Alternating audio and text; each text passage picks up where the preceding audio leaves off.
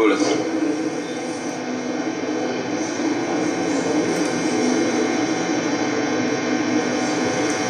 Благодарам председателе.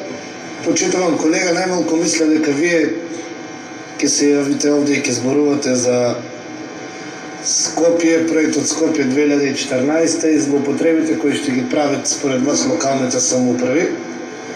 Бидејќи за да зборувате за тоа треба барем онаму кај што имате можност да ја практицирате власта, да ја практицирате на сосема поинаков начин, за да докажете дека сте различни, дека сме различни едни од други.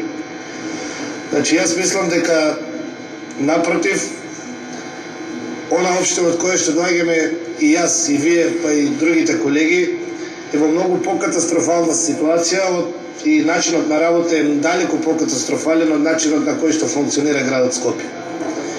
Бидејќи сега овде разговараме за реконструкција, за обнова на фасади во централно градско подрачје, јас сакам да ве прашам неколку работи.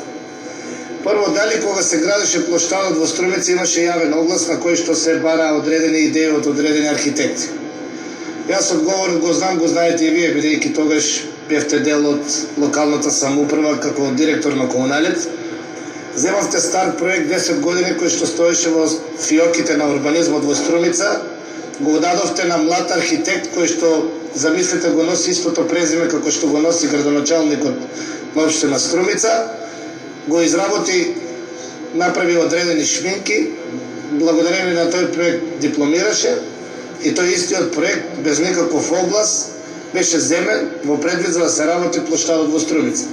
И го добив петие на мен.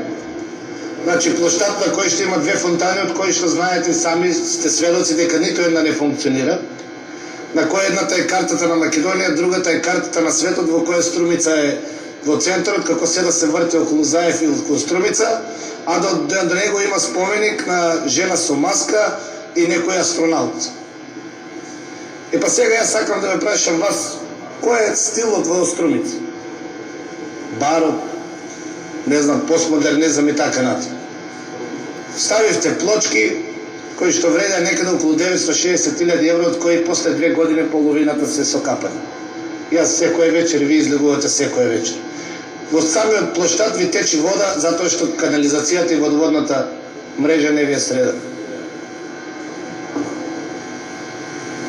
Дали вие објавивте јавен оглас на кој што ќе баравте уметнички изглед на плоштадот?